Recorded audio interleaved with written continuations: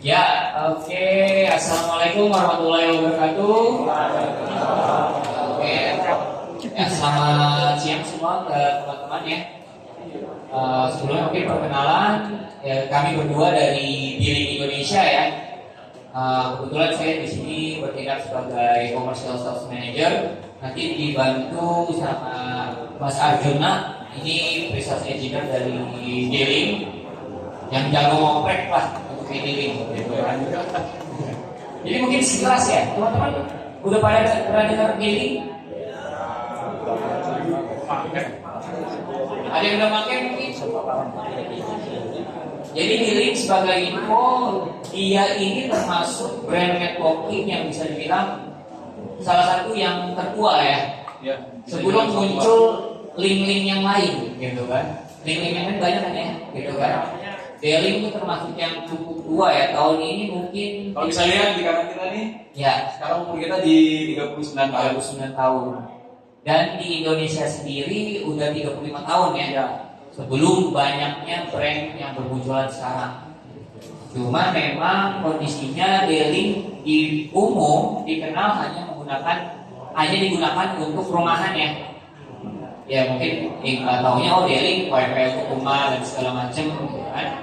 Nah, sebagai info, Dealing ini linknya cukup lengkap untuk network. Dari core sampai edge sampai akses itu dia punya layer 3, layer 2 itu lengkap. Dari segi switch, access point, router, dan kita ada segmen yang akan kita fokuskan siang ini yaitu M2M, mesin to mesin. Ada yang pernah tahu tentang M2M? Jadi dia basicnya bisa dibilang untuk biasanya untuk IoT sih. Nanti kalau lebih detail akan saya jelasin lebih detailnya bagaimana cara kerjanya. Mungkin bisa disandingkan dengan AI nantinya, karena saat ini masih banyak mesin-mesin yang masih membutuhkan istilahnya kalau pernah teman-teman buat bahas nanti saya kaliin seperti itu. Dan Dealing ibaratnya mempunyai perangkat yang jadi penjembatan lah ya, sumber internetnya untuk ke perangkat-perangkat IoT gitu. Ibarat basicnya dia router ya, cuman segmennya industrial, jadi kuat banget. Nanti barangnya ada, kita kilingin aja biar teman-teman pada tahu si M2M Dealing seperti apa. Basicnya router dia, tapi source-nya itu SIM card, sinyal GSM. Cuma itu bisa dikombin juga dengan koneksi LAN. Jadi banyak hal yang bisa diekspor di M2M ini. Karena segmennya ada untuk yang versi biasa yang untuk sebagai sumber internet aja, ada yang series memang bisa dikombin untuk IoT. Biasanya memang digunakan di manufacturer, di pabrik-pabrik untuk nyambung ke mungkin AMR robotnya, terus pengecekan suhu dan segala macam. Ada juga mungkin segmen yang bisa ditaruh di kendaraan berjalan dan segala macam. Bahkan di Taiwan dan di Malaysia ya. Ya, di Spanyol untuk kereta cepat gitu. Nah, di Indonesia sendiri sih kemarin kita mungkin akan coba masuk ke KAI dan MRT. Ya, MRT tahap 2 kalau teman-teman pernah tahu nantinya MRT akan sampai ke kota. Nah, kita nanti dari Dealing akan masuk salah satu perangkat router industrial kita. Ya, jadi next kalau teman-teman naik MRT fase 2 ada wifi di keretanya, itu alat pakai Dealing. Yes. Ya, tidak probos.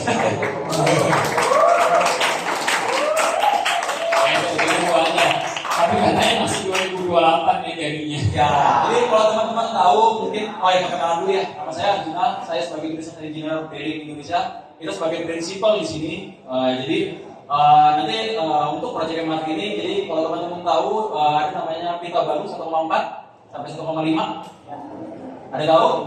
Ada yang pernah dengar? Nah, itu yang menang salah satu ISP besar. Ada dua region namanya WIF dan Republik familiar lah. Nah, itu nantinya di semua kereta-kereta itu nanti akan pakai namanya router industrial. Nah, mungkin saya akan jabarin. Biasanya kita untuk IoT manajemen seperti itu. Ya, kita lanjut aja ke materinya ya. Ya, agendanya mungkin saya cepat aja. Jadi kita ada namanya M2M itu apa sih? Mesin to mesin. Perangkat router biasanya kalau teman-teman biasa tahu router kayak Mikrotik, Cisco atau apapun itu brandnya, Nah, kita juga punya namanya router industrial yang biasanya untuk apa sih? Menjembatani atau translate istilahnya, mengkonversi dari bahasa mesin. Biasanya kita pakai RS232, ada tahu? RS232, RS485, tahu ya perbedaannya? Ya. Nah, terus ada namanya, kita nanti ada skenario bagaimana di bisnis pakainya, dan pastinya ada cloud juga, seperti itu. Nah, bagaimana sih biasanya M2M itu dipakai? Nah, biasanya dipakai untuk smart bisnis. Nah, smart bisnis itu biasanya kalau teman-teman pernah ke Indomaret ada kioske, mesin kioske. Nah, itu biasanya pakai router SIM card. Seperti itu. Kenapa? Harganya lebih murah, lebih efisien. Kenapa bisa dibawa kemana-mana? Contohnya seperti ini. Ini salah satu dari brand Deling. Ini yang dual SIM card. Nantinya akan sebagai door prize untuk teman-teman semua. Ini dual SIM card.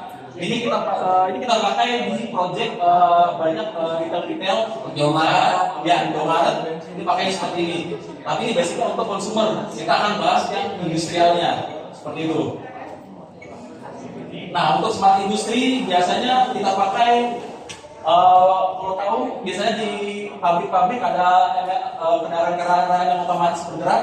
Nah, itu pakai namanya M2M. Biasanya ada yang untuk translate istilahnya dari bahasa mesinnya. Istilahnya dia convert ke IP agar bisa apa? Dikontrol jarak jauh seperti itu. Dan untuk smart building, smart city, biasanya Anda tahu smart city untuk apa biasanya? Untuk ETLE. Nah, ETLE itu butuh koneksi. Nah, kebanyakan sekarang kalau ETLE yang udah di jalur-jalur istilahnya pakai tol Palimanan, Cipali, itu kan nggak mungkin kita harus tarik kabel ya. Sekarang kita bisa nyiasati dengan namanya router M2M ini. Nah, ada juga biasanya untuk smart vehicle. Biasanya untuk apa? Biasanya untuk kendaraan tangki yang ada sensor. Biasanya olinya udah penuh nih, minyaknya udah penuh segala macam. Misalnya areanya udah di mana, lokasinya, historinya udah di mana aja. Itu bisa kita trace seperti itu. Nah, apa sih perbedaannya dari router yang non industrial seperti ini? Istilahnya non industrial ya seperti inilah.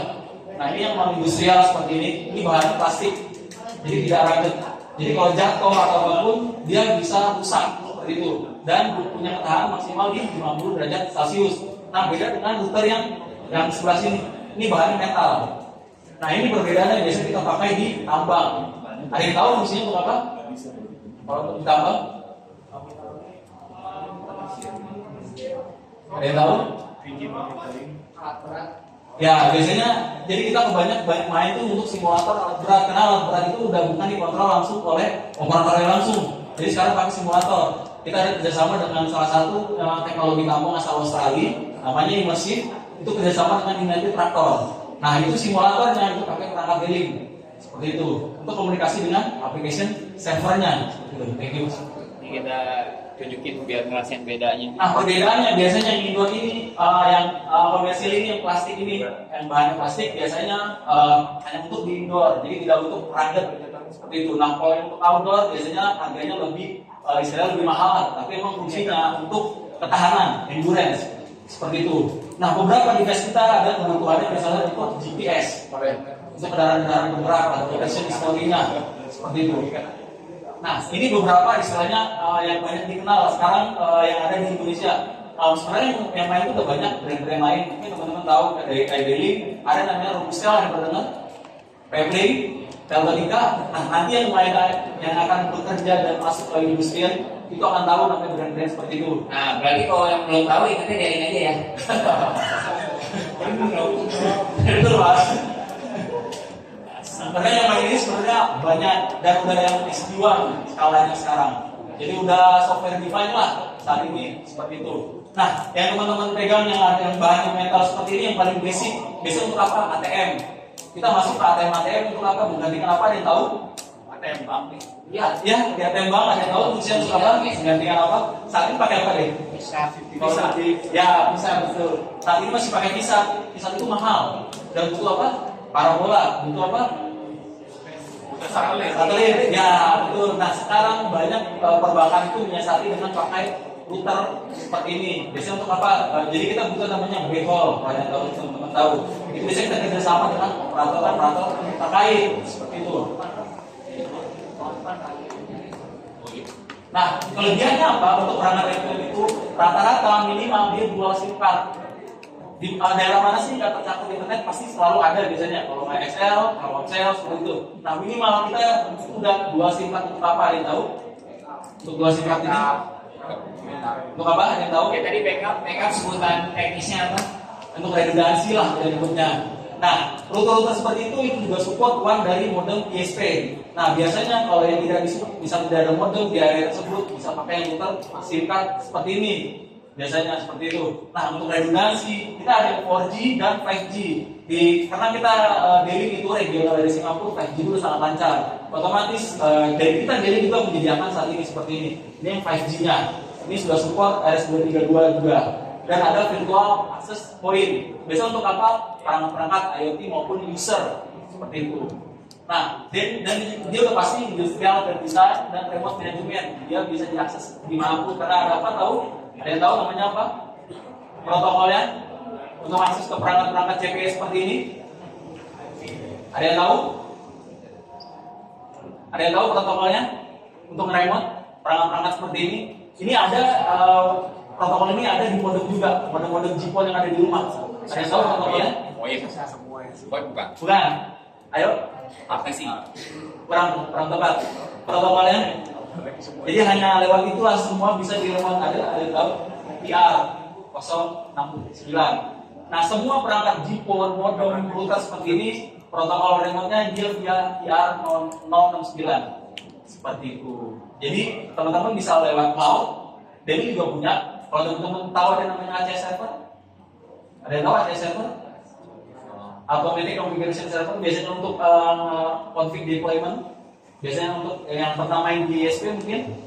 Nah, itu biasanya untuk apa? Batch konfigurasi dalam skala banyak. Seperti itu jadi makanya namanya auto config server. Seperti itu makanya dinamain ACS server. Terus ada namanya VPN. Ada yang tahu fungsinya untuk apa?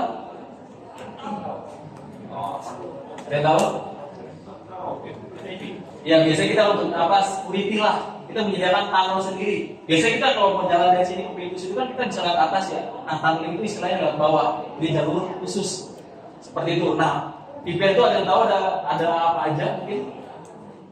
Kan banyak saat ini ya. Yang paling secure deh. Saat ini. Yang paling secure mungkin ada yang tahu? Yang paling secure? Sekarang udah banyak sih ya. Yang mungkin kita balik deh yang nggak secure deh. PPTP dan ya PPTP kalau punya poin dia lebih ya istilahnya secure pak ya, aman untuk menggunakan tunnel seperti itu. Makanya saat ini kita mengurangi menggunakan PPTP. Makanya perangkat-perangkat diri itu banyak menggunakan OpenWP ya, IPsec seperti itu. Nah kita juga ada yang support WireGuard, ya kan? Ada namanya DM VPN. Ada yang pernah dengar? Ada yang pernah dengar DM VPN? Proprietorinya Cisco itu kita jadi Cisco mengeluarkan proprietary namanya DM VPN. Nah itu kita membagi agar bisa komunikasi dengan perangkat-perangkat brand mereka. Karena sampai saat ini Cisco tetap menjadi istilahnya apa? Standarnya ya. Seperti itu. Dan kita juga support Wi-Fi dan IP dan IoT-nya. Nah ini beberapa penggunaannya biasanya di mana sih? ATM tadi saya bilang. Nah DWM ini biasanya saya untuk IoT. O-nya itu IoT. Seperti itu. Nah, ya betul Pak, O-nya Pak Ono. Betul. Jadi biasanya untuk apa? Device SCADA untuk monitoring perangkat-perangkat yang ada di misalnya untuk apa? Genset. Kita masuk sekarang untuk proyek-proyek genset, shelter segala macam itu ada gensetnya. Nah itu bisa dipantau namanya dengan perangkat namanya DOM. Seperti itu. Nah ada juga namanya DTM. D-nya apa? Telematics. D-nya daily kita tahu. M itu modem. Jadi M itu tetap modem semua. Biasanya untuk kendaraan yang bergerak. Ini ada shock resistant dan vibration resistant. Nah, contoh skenario seperti ini. Mungkin teman-teman pernah lihat CCTV di outdoor. Nah, ini contohnya seperti ini mungkin. Nah, misalnya dari DWM 313 ini nantinya akan komunikasi dengan apa? Ada switch atau hub atau industrial PoE switch. Nantinya akan ke CCTV sebagai apa? Surveillance, pemantauan misalnya untuk ETLE seperti itu. Etilang, mungkin teman-teman ada pernah etilang. Nah itu biasanya biasanya dengan ada namanya plant recognition. Biasanya itu ada namanya AI-nya lagi, ada namanya API, custom API-nya lagi. untuk apa? Mengenali plat, mengenali kesalahannya. Nah seperti itu, dan itu bisa custom API di perangkat IoT seperti ini. Nah, kalau teman-teman ada tahu toko-toko kayak toko-toko besar yang ada multi brand yang cabangnya banyak seperti Indomaret, nah itu biasanya mereka pakai SD-WAN. Nah, itu kita juga bisa masuk sebagai SD-WAN-nya. Untuk apa? Point of sales. Untuk apa? Tunnelingnya. Seperti itu. Untuk apa? Mantau misalnya ada transaksi. Seperti itu. Melalui apa? VPN. Tetap. Nah, untuk ETL mungkin skenario-nya seperti ini. Kalau teman-teman pernah lihat, nah ini kurang lebih seperti ini. Jadi di dalam panel itu ada baterainya. Biasanya, dan ada panel seperti ini, solar panel. Nah itu power istilahnya diserap dari solar, istilah dari matahari lah, gitu kan. Panel surya seperti ini. Nah CCTV dapat powernya dari sini. Ketika malam, semua perangkat ini di backup oleh baterai. Nah gunanya M2M ini apa sih? Ada yang tahu? Ya sebagai sumber internetnya untuk apa? Surveillance, untuk pantau di HP kah, ya kan? Atau di langsung di control room, atau di ruang kontrol lah seperti itu. Nah kurang lebih topologinya basicnya seperti ini.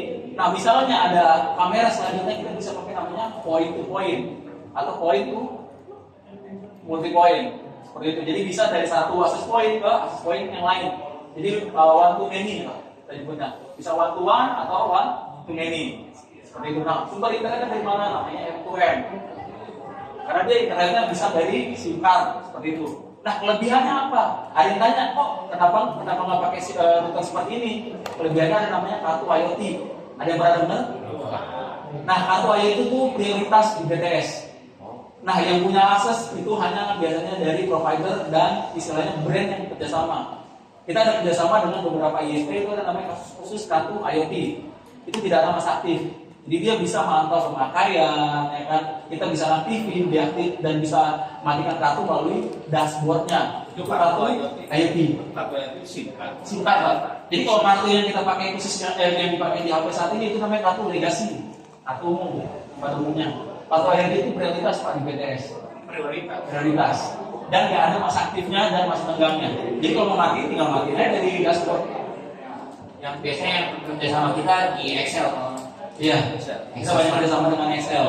Nah itu Bisa dia dipakai buat internetan biasa. betul bisa, Pak. Jadi nanti kita bisa ngatur speednya mau berapa di kartu itu. Itu kartu IoT khusus Pak. Kita tes mungkin mau Mungkin coba mau kita coba, jembatan. Itu tidak ada masa aktif, tidak ada bandwidth sama sekali, jadi loss. Ya, anjir. Itu kartu namanya IoT. Makanya sekarang masuk ke namanya M2M. Nah banyak tuh sekarang kartu-kartu IoT yang keluar. Ya, makanya tadi yang Mas Yuna bilang ATM, biasanya tuh SIM-nya udah IoT ya. Betul. Kalau namanya untuk ATM pasti kan loss ya, Ya. mungkin terbatas. Nah biasanya kita bisa lihat outputnya dari VPN-nya sekian, dan itu bisa diatur melalui kartu IoT maupun perangkat seperti ini, perangkat M2M-nya. Nah kalau teman-teman pernah lihat di Indonesia kebanyakan ya area-area charging biasanya hanya di ya area-area yang kayak tol gitu kan. Kalau di luar negeri itu nggak ada lagi, misalnya udah mainless lah, udah jauh dari peradaban. Nah itu internetnya dari mana? Itu perangkat M2M semua seperti ini. Ini kita pakai di Taiwan. Jadi perangkatnya seperti ini nih. Ada namanya IoT Gateway Insight. Ini yang masuk. Ini salah satu perangkatnya seperti ini nih, GWM 550. Ini 5G.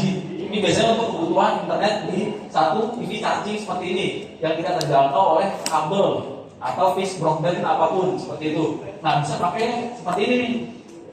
Nah 313 kita bisa untuk komunikasi untuk failover. Nah ada yang tahu failover fungsinya untuk apa?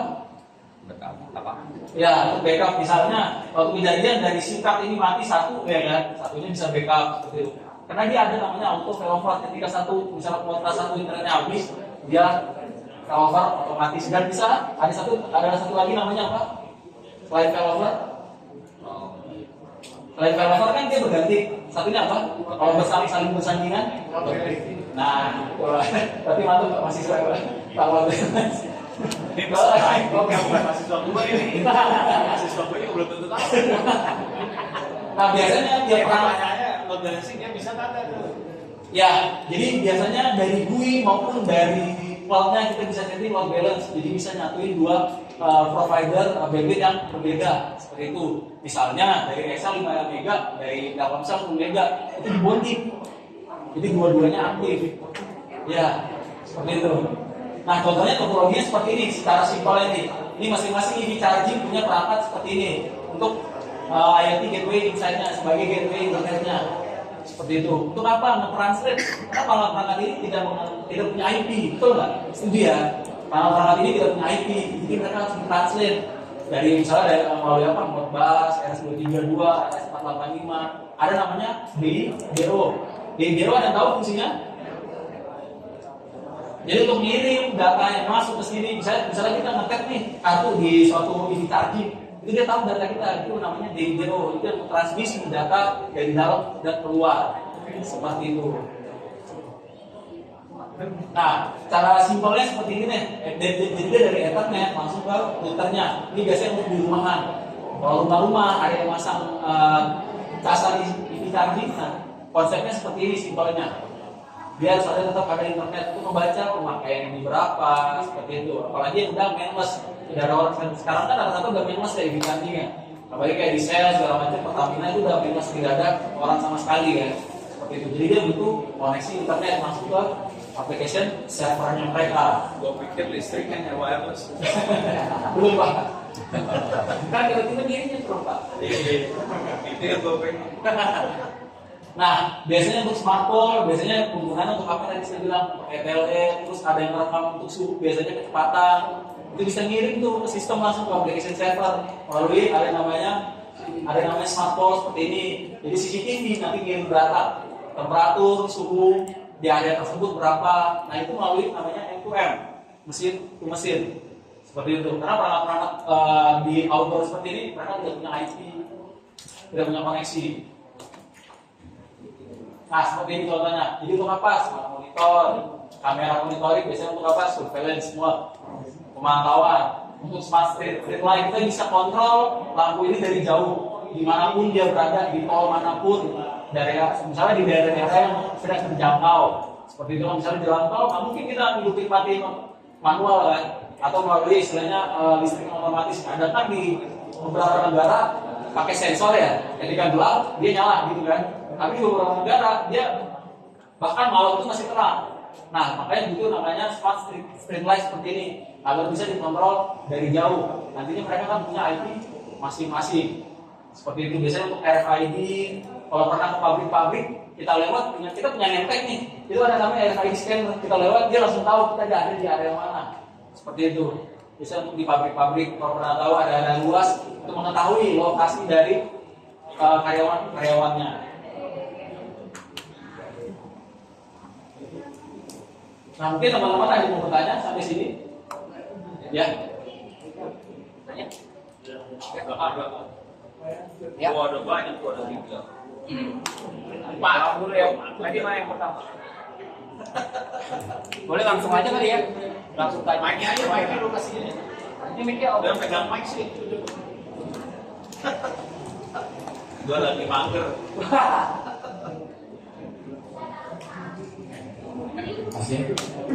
Saya spesifikasinya ingin bertanya di BTM tadi ya, di link telematik yang saya kerja di industri itu, maksudnya untuk CAN-bus itu disupport ya.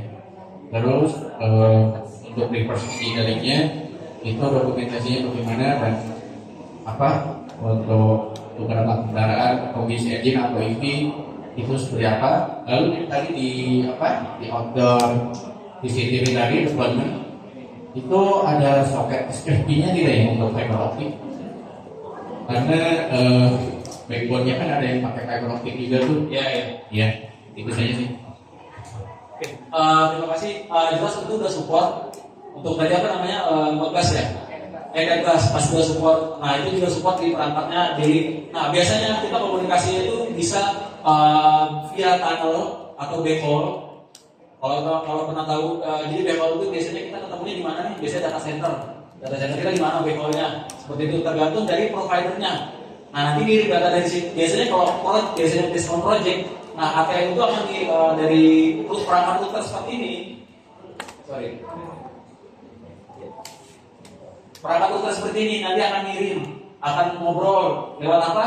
BGP ke backhaulnya. Biasanya nanti dari default komunikasi langsung ke servernya, misalnya perangkatnya apa sih, misalnya ke perbankan kah, dari misalnya ke apa istilahnya oil and gas, ya kan, perangkat-perangkat yang bergerak seperti itu kayak truk, ya kan, kontainer. Nah itu biasanya juga bisa difungsikan sebagai apa? Track lokasinya seperti itu.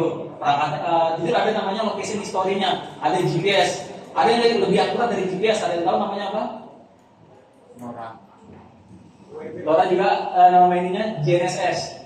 Itu dia bisa nge-track misalnya contohnya ada driver nakal, dia nggak lewat, harusnya lewat tol tapi dia nggak lewat tol. Nah itu bisa di-track seperti itu via GNSS. Nah tadi untuk SFP ya Mas ya. Jadi beberapa perangkat kita ada yang support SFP. Jadi kita convert dari SFP ke tulan seperti itu. Mungkin penjelasan saya clear. Ada lagi mau bertanya?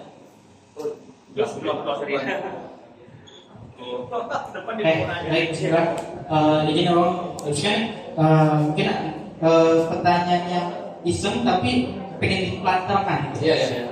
Pertama, yang tadi kan di situ ada yang ada L2N LGM2N yang kayak tadi dia. Nah, kenapa di situ nggak dikasih canvas atau LS? Yang di mana? Di yang tadi yang dulu, yang apa Deling? Versi tadi yang Iya, tadi. Ya benar. Nah, di situ kenapa nggak dikasih canvas atau dealing? Alasannya kenapa? Nah, yang kedua, sistem keamanan. Oke. Kalau misalkan nih, kalau ada jammer, Ya. apakah KOC itu SIM cardnya?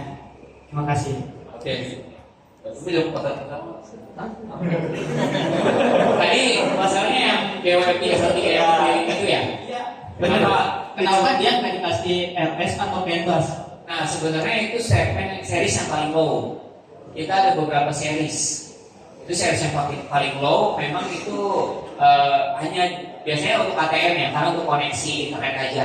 Tapi kalau untuk series yang ada Modbus dan lain-lain itu kita ada beberapa series, cukup banyak sih bunyinya gitu. Jadi nanti teman-teman mungkin kita akan sharing nanti ya. Jadi FYI dulu yang 313 itu Mas, yang mana ya perangkat yang belum jalan di belakang ya. Jadi perangkatnya itu udah sebelumnya itu Jangan masuk tas. jadi sebelumnya itu semua micro USB itu RS232. Tapi karena hardware-nya akhirnya ada istilahnya tidak compliance lah, nggak cocok lah. Kita akhirnya hanya masuk ke yang DWM aja. Jadi sebelumnya itu nggak ada. Jadi micro USB itu RS232 ataupun serial seperti itu. Sebenarnya sebelumnya ada seperti itu. Jadi karena istilahnya spesifikasi hardware-nya kecil dan kebutuhannya skala kecil, akhirnya kita istilahnya dari aplikasi kita cabut. Jadi hanya masuknya ke yang seri-seri DWM aja, yang kelas menengah seperti itu. Kalau yang DWM kita peruntukannya biasanya untuk apa? Modem aja atau gateway seperti itu. Nah, tadi untuk apa yang tiba-tiba ada jammer ya? Ada jammer. Nah, itulah keistimewaannya kartu IoT lagi. Nah, kartu IoT itu tidak istilahnya di BTS itu priority. Dan kita bisa cek sinyalnya ada namanya RSSI, tahu? RSSI tahu?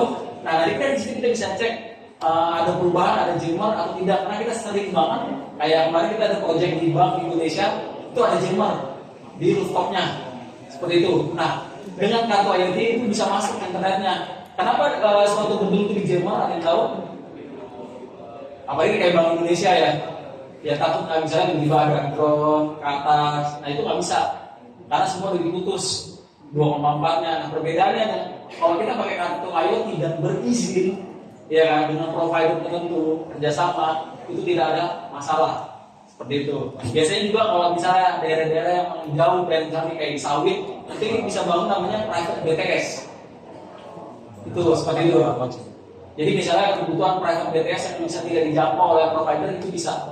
Nah itu keistimewaan dari kartu IoT seperti itu. Dan frekuensinya bisa dirubah. Keistimewaan band-bandnya ada yang tahu ya? Kayak band-band ISP bisa band ya? Pasti tahu ya? Nah sekarang mungkin dia pada awal tahun biasanya ada perubahan seperti itu dari band providernya. Ada yang mau tanya lagi tuh? Untuk hal yang diuji tadi mas, itu apa hal yang 5G tadi Nah itu harus pakai SIM card ya. Iya memang. Karena kalau misalnya ada nggak yang pernah inovasi tanpa ada SIM card tapi bisa menerima dari nanti. Karena bisa saya mungkin bisa itu kan banyak sekali dulu ada yang pakainya. Tapi kalau kita apa namanya SIM-card tadi harus ada, kan harus nunggu dari ISP-nya masuk ke situ. Nah kalau tadi nggak bisa, jadi mungkin bisa dikombinasikan dengan servernya Pak Ono, dari Pak Ono, jadi RPL ini. Iya, sebenarnya SIM card ini lebih ke opsional sih, bisa dipakai atau tidak. Misalnya di ARS itu emang ada lokal intranet lah, seperti itu untuk mengkomunikasikan beberapa perangkat. Misalnya ada kayak tadi PTP atau point to point atau point to point. Nah biasanya untuk lokal itu bisa Pak. Bisa tambah SIM card, tetap bisa berjalan. Tapi kalau ada pemancar 5G kita sendiri, Ya itu bisa. Itu bisa. Tinggal di kolaborasikan saja Pak. Seperti itu. Buat teman BTS Iya. Mendingan ginian murah. Oh tadi. Assalamualaikum warahmatullahi wabarakatuh. Dan saya masih belum clear ya Mas, Ya. terkait dengan M2M. Ketika dia dikoneksikan antara mesin dengan router, itu nanti interface-nya interface-nya gimana? Apa kita tahu ini dia pendeteksinya perangkat pakai apa? Driver kenal di mana? Pengenalan si perangkat di mana? Apakah semua perangkat bisa kita konekkan dengan router atau memang sudah perangkat-perangkat yang memang khusus yang sudah terkoneksi dengan ini? Apakah perangkat lama bisa nggak pernah masuk ke sini? Untuk pengenalan si mesinnya nih oleh router di mana? Oke, terima kasih. Pertanyaan sangat bagus nih. Jadi emang ada yang bertanya kadang seperti ini. Jadi kelihatan jelas nggak klipnya? Jadi bentar. Nah, ini contoh satu implementasi untuk greenhouse.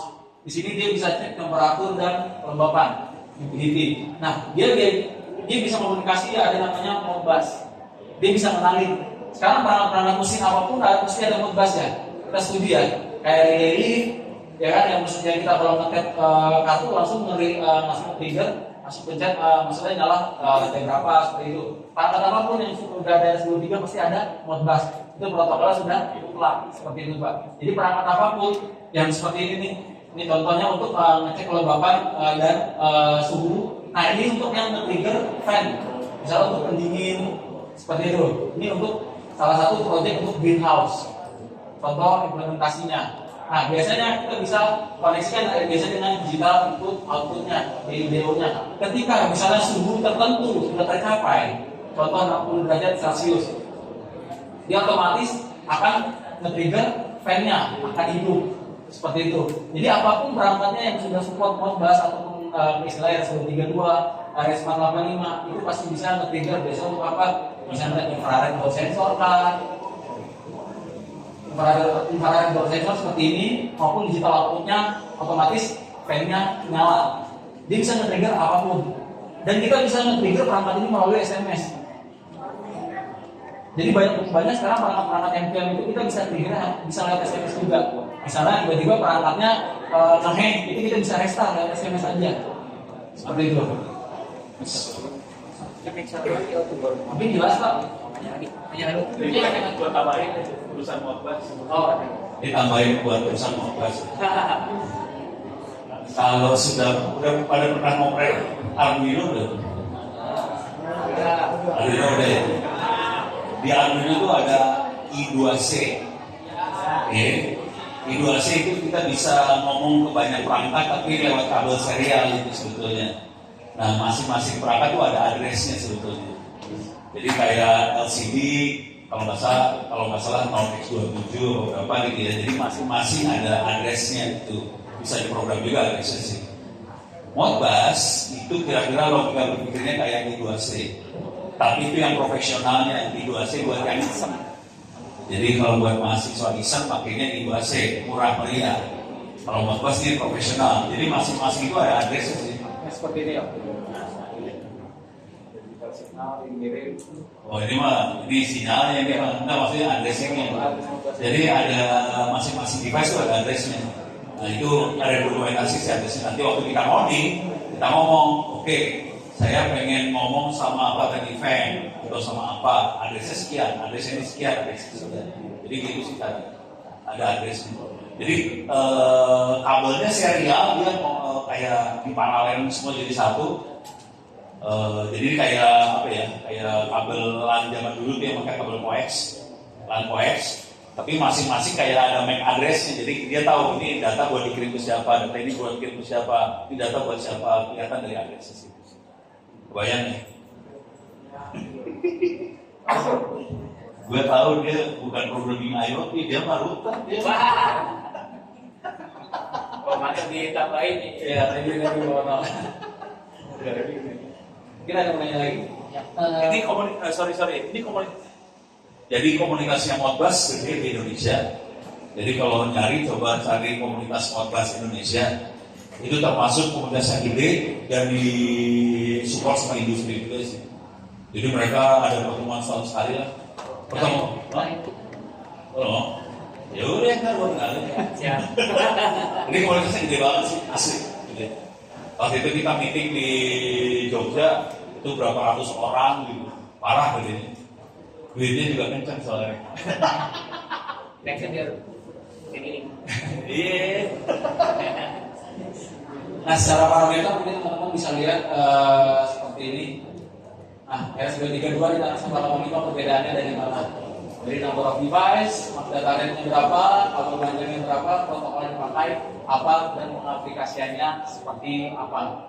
Kurang lebih seperti ini. Jadi, Ya mas, saya mau nanya, kan kalau misalkan merek sekarang kita bisa manajemen router pakai ini ya, pakai serial, pakai putih gitu ya. iya. RS32, RS. Yes. Kalau seperti bisa juga gitu Bisa, ya. support. Untuk router yang buat kelas interface atau mungkin router yang buat kelas rumahan atau router yang ada wireless LAN-nya gitu. Jadi sebenarnya semua perangkat kita itu yang jadi tadi pertanyaan bagus nih. Jadi yang semua yang serial perangkat kita ini sebenarnya support telnet. Jadi bisa di manage via telnet ataupun via putih ya kan, ataupun jadi nggak lupa ada yang pasti baud rate-nya kan. Baud rate juga tergantung di settingnya berapa. Biasanya ada 15200 segala macam kan. Nah iya, yang lupa aja baud rate-nya. Jadi sebenarnya semua perangkat MPM ini support begitu. Oke. Selain dari pertanyaan kalau firewall secara dedicated Pasti.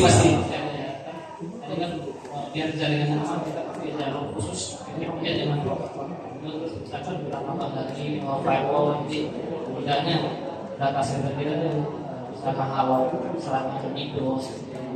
Nah, Oke. Jadi secara default perangkat yang tua kita ini udah ada firewall, ada antivirus, tidak bisa di threshold segala macam. Port yang terbuka pun bisa dirubah.